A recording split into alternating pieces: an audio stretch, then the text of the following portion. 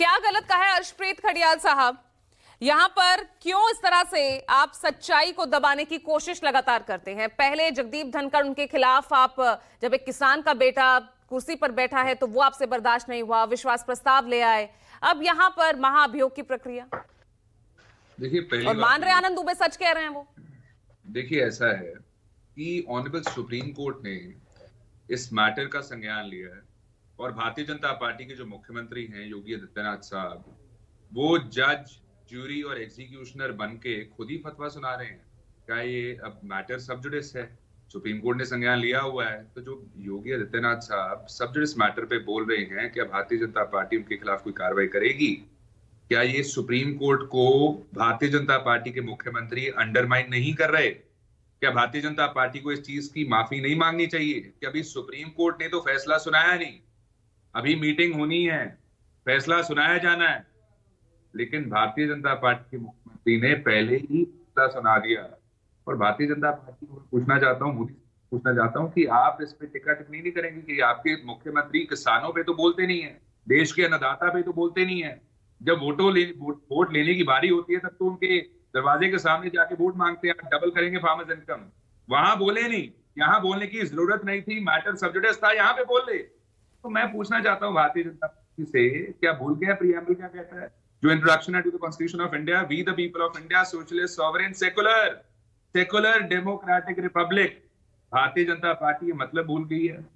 और जो जो नारे भारतीय जनता पार्टी के लीडर्स ने, बटेंगे तो कटेंगे, देश के गद्दारों को आगे मैं बोल भी नहीं सकता, और जो चीजें कही गई हैं वो भी रिपीट नहीं की जा सकती। और मैं भारतीय जनता पार्टी के प्रवक्ता से पूछना चाहता हूं कि भारतीय जनता पार्टी ये चीज बताए। इन्होंने कहा कि जवाब दूंगा, एक सेकंड सुन लीजिए, आनंद दुबे जी बीच में नहीं ना, एक एक करके। हाँ। अब इन्होंने कहा कि जब कोई सही बोलता है तो ऑपोजिशन उनका विरोध करने लग जाती है।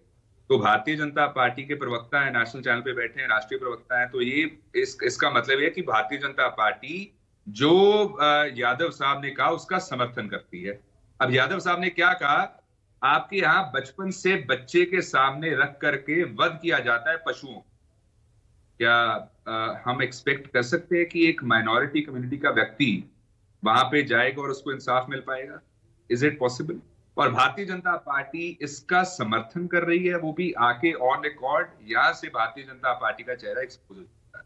दूसरी बात ये है कि भारतीय जनता पार्टी ये बताए कि क्या आप लोगों को इन्फ्लुएंस करने की कोशिश करें? योगी आदित्यनाथ साहब मुख्यमंत्री हैं, एक पब्लिक फिगर है, जब वो बयान देते हैं सुप्रीम कोर्ट का फैसला आने से पहले, आप धारणा ऐसे बयानों का जिक्र आनंद दुबे भी करते नजर आते हैं ना अर्शप्रीत।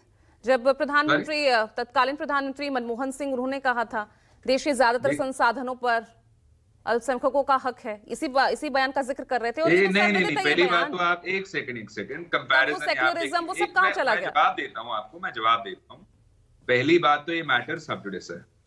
दूसरी बात, चाहे सीएम है चाहे पीएम है, इस पे टिक्का टिप्पणी नहीं कर सकते, मैटर सुप्रीम कोर्ट के संज्ञान में है।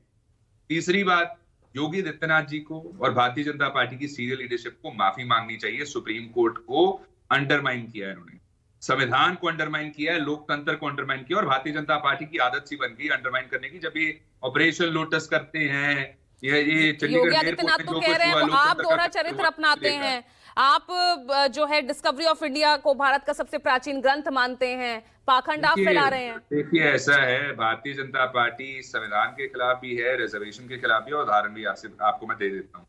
ये बताएं जरा भारतीय जनता पार्टी के प्रवक्ता, क्या आरएसएस के जो गोलवलकर जी हैं, उन्होंने विचाराधन में नहीं लिखा रिजर्वेशन के खिलाफ?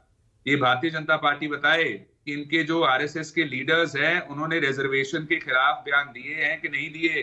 भारतीय जनता पार्टी के लीडर्स बताएं कि इन्होंने कहा था कि नहीं कहा था इलेक्शन से पहले कि अगर सरकार आ गई तो जो संविधान है उसमें अमेंडमेंट की जा सकती है। क्योंकि संविधान को, लोकतंत्र को भारतीय जनता पार्टी ने शुरू से अंडरमाइन किया और उसको अंडरमाइन करते रहना चाहते हैं। मैं भारतीय जनता पार्टी के प्रवक्ता से एक चीज पूछूंगा कि क्या योगी आदित्यनाथ साहब के पास ये अथॉरिटी है, ये ताकत है कि वो खुद ही जज, ज्यूरी और एग्जीक्यूशनर बनके हेमराज राम, सुप्रीम आप कोर्ट तो से सहयोगी दल है ना सरकार में,